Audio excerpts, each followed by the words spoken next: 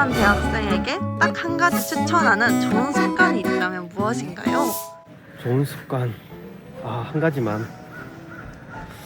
아무래도 가장 좋은 건 저는 시간 관리하는 방식을 크리스천 청년들은 좀 잘 배웠으면 좋겠다 싶은 게, 아무도 안 가르쳐줘요. 일단 첫 번째는 교회 다니는 친구들 지금 만나보면 정말 바쁘거든요.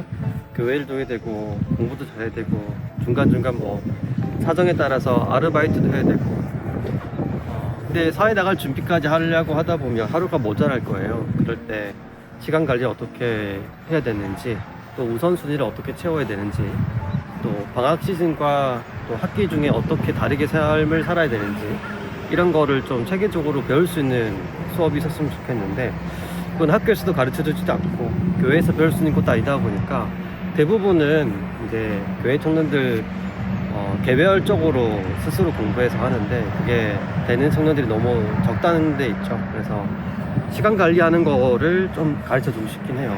비전 스쿨에서도 가장 많이 신경 쓰고 있는 파트이기도 하고요. 멘토님의 대학생활 중 가장 후회됐던 게 있으신가요? 가장 후회됐던 거? 이거는 좀 분명히 말할 수 있는데, 너무 교회 일만 했다는 거? 이게 제일 후회돼요, 저는. 왜냐면 뭐 별명이 전도사님일 정도로 되게 열심히 교회를 했는데, 뭐 예를 들면 이런 식이었거든요. 방학을 하게 되면 방학한 다음 날부터 이제 대학교 수련회를 쫓아다녀서, 제가 직접 속해 있는 교회가 아니라 다른 교회에 있는, 다른 지방에 있는 수련회까지 섬기러 갔고, 또 찬양팀이든 뭐 스텝이든 뭔가 계속 섬기다가 거의 뭐 방학 끝에까지 다 수련회만 꽉꽉 채우는 그런 학생이었어요. 그러다 보니까 뭐 은혜 충만하죠.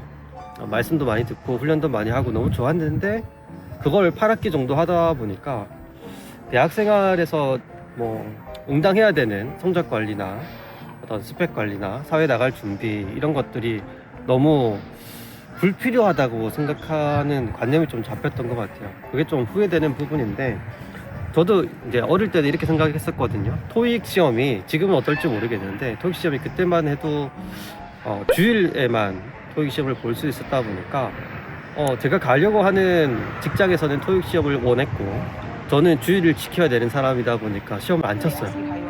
그래서 나는 이 시험이 꼭 필요하지 않을 것 같다, 없어도 하나님께서 길을 열어주실 거다, 그러면서 제가 한 2, 3년을 취준생으로 보냈죠. 그런 관념을 조금 구분해 놓는 게 되게 중요한 것 같아요.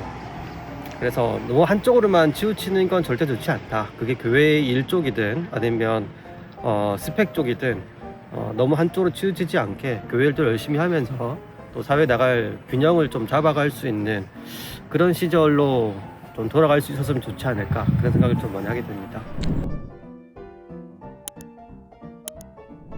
20대 초중반 크리스천들이 가장 중점적으로 훈련했으면 하는 역량이 있을까요? 뭐 12 파울즈를 좀 읽어보신 분들은 아시겠지만, 체력부터 뭐 반복력까지 여러 가지 12가지 역량에 대해서 얘기하고 있지만, 저는 우선순위를 꼽자면 딱 한 가지인 것 같아요. 커리어 매핑력이라고 제가 소개했던 개념이 있는데, 뭐냐면 하나님께서 우리한테 주신 그 달란트의 영역하고요, 지금 한국에서 살고 있는 우리나라의 어떤 학생들이 겪고 있는 직업적인 매칭이 어떤 식으로 연결되어야 되는지를 이제 말하는 역량입니다.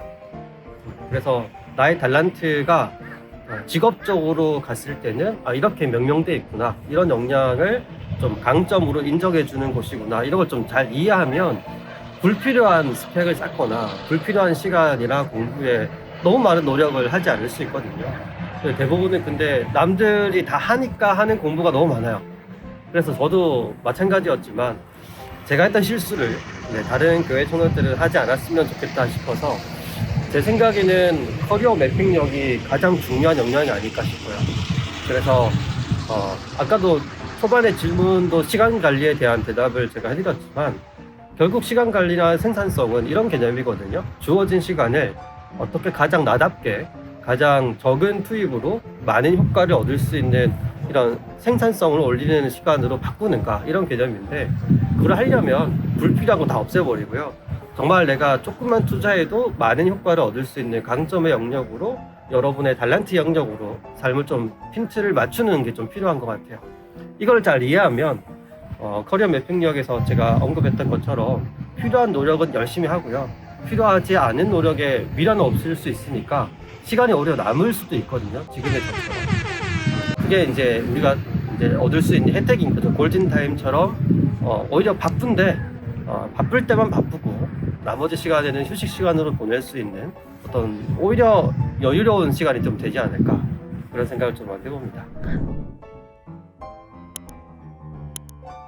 네, 뭐 부가적으로 한 가지만 더 말씀을 드려보면 교회 밖에 좀 관심을 많이 가지셔야 돼요.